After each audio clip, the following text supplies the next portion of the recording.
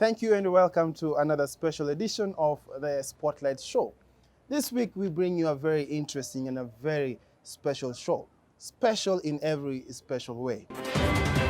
This week we talk about what has been happening this week. And of course we all know that it's about the Chief Justice David Maraga and the President Uhuru Kenyatta. But what we want to talk to you about is a special report. We've done a research, analyzed step by step, looking at all ways, the Constitution, the do's and the don'ts, the may and the may not. We really focused on the will in the Constitution. And we all know the Chief Justice this week made history, yet for another time. Remember, in 2017, the same Chief Justice annulled the results of the president, which actually granted the sitting president the right to be the president. But now he annulled them, the first ever in Africa. Now, this is another time that is making history and headlines, and it's really key to mention that he advised the president to dissolve the parliament. This is the first in Africa. This is the first to ever happen anywhere in the world. But now, the results of this is dependent on what I'm about to show you in such an interesting prediction, something that we think might happen, if not this year, but very soon. My good name is Vincent Akech, and today I bring you the special report on the Spotlight Show. We take you through what's been happening throughout this week, and it's about the Chief Justice and the President. The two gentlemen have had issues before. The head of state promised to revisit the judiciary, headed by the Chief Justice. Right now, the Chief Justice has only 2 months to resign, or rather to retire. The question many have been asking themselves is this a revenge game? Is the CJ trying to show who's the boss here? And indeed, you already know who the boss here is. Now, I'm going to show you an analysis we've done through this week. We just try to see the probabilities and possibilities the president will dissolve the parliament. And I concluded that the president, yes, will dissolve the parliament, but the question is when. It might not be now, it might delay, but I am convinced that the president will dissolve. Now, the president has two options here: to take a legal decision or to take a political decision. Now, in my analysis this week, I concluded that the president will not take a legal decision, but instead the decision he'll make is a political decision. Now, on this step-by-step flowchart, I'm trying to show you how everything is going to happen from day one, step by step. Now, the CJ already advised the president according to Article 261, subclause 7. Now, the president has two route paths. One which is politically informed and the other one which is legally informed.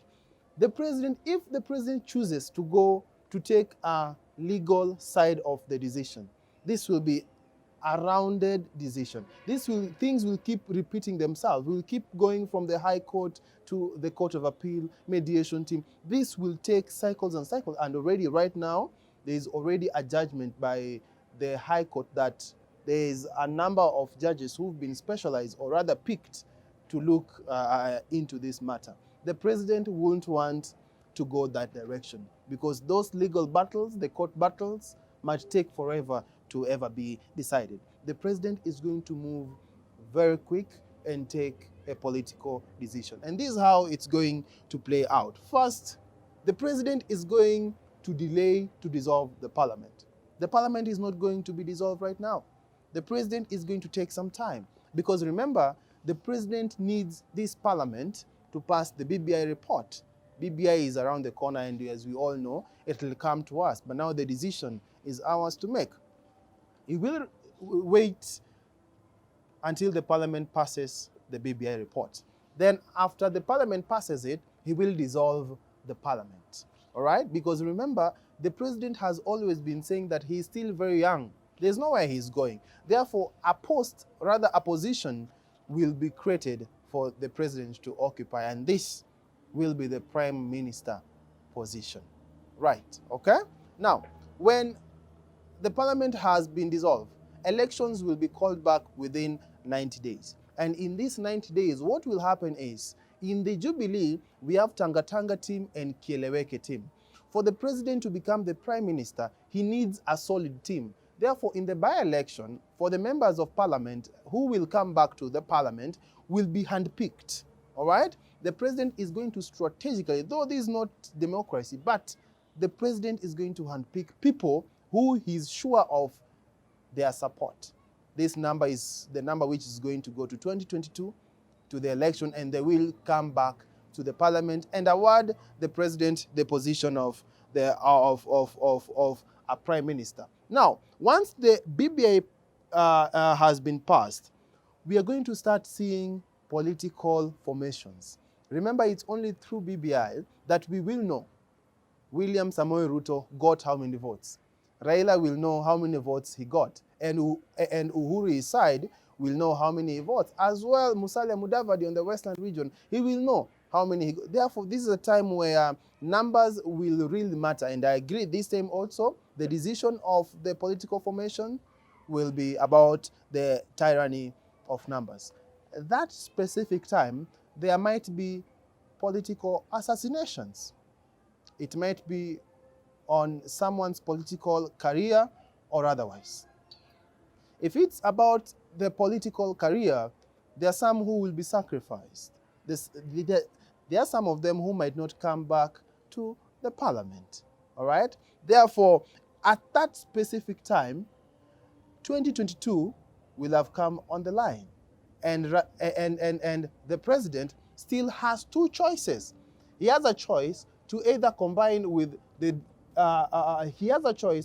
DP or join Raila Amolo Odinga. Now, the decision of who to join hands with will depend on the numbers they will get on the BBI referendum. If Raila will get more, he will join with Raila. If Ruto will get more, he will join with the Deputy President, William Samoei Ruto. Another thing I didn't tell you is that his decision to join with whoever will be formed with the possibility of them granting him the position of the Prime Minister. Therefore, ladies and gentlemen, that is what informed our conclusion and our analysis this week. We concluded that we concluded two things. One, the president will dissolve the parliament, but not now. It may take some time. And number two, the president will take a political decision that will escalate him to the position of the prime minister. But again, this is just a might, but it has a very high probability and possibility of coming to pass. Remember, this conversation, you have a question on this, goes through our social media platforms. On Facebook, we are on at The Spotlight Show. On Instagram, The Spotlight_Kenya. On Twitter, Spotlight Kenya. And here on YouTube, The Spotlight Show. Leave us your comments. Remember to subscribe. In case of any questions, please, we will be willing and very happy to respond it to you. Now, I also received some questions from different people who were asking some questions. They really needed some clarifications. Now, I will do that in a moment. Well, welcome back. Here is the first question from a very good gentleman, a friend of mine. I know him, called Elvis Ingadi. He is saying that he's asking rather, why is the issue of two-thirds gender rule coming up right now? Why didn't he advise the president for the past 3 years? Elvis wants to know why right now. And I think I would reply this to Mr. Elvis, a good friend of mine, that it's not what it looks like. It's about game of cards and games of power. One is trying to show the other one who the boss is. And then another friend of mine is Macpherson Ochuka, who says that if Uhuru decides to ignore CJ's advice, what kind of a picture will Uhuru Kenyatta be painting on the international community? Remember, that question has been sent by my very other good friend, Mr. Gordon Odhiambo and Philip Obado. They really want to understand what is the effect of what we are going through right now in the international scene. Now, this is the effect. International organizations always recognize government which follow the constitution. But even before you follow constitution, they always side by a government which ensures to secure the lives of his people. The president of Kenya has not caused any war to Kenya. As much as if he won't follow the constitution, it will paint us a very bad picture. He won't want to be the first president to disobey the constitution. That will destroy our international image. Therefore, that's why I say that the president will take a political decision, not a legal decision. Ladies and gentlemen, that brings us to the end of the show today. Thank you for joining us. We will be bringing you this more often just to analyze to you and explain to you what it means to be at such a stage. Until the very next time, remember, as a young person, you are only one young once. Therefore, let us take an advantage of this particular time and let us concentrate. Let us know what's going on. But with no doubt, we will be telling you exactly what's going on in this show. Until the very next time, next week, God bless you. Take good care of yourself and goodbye. Goodbye to you. Thank you.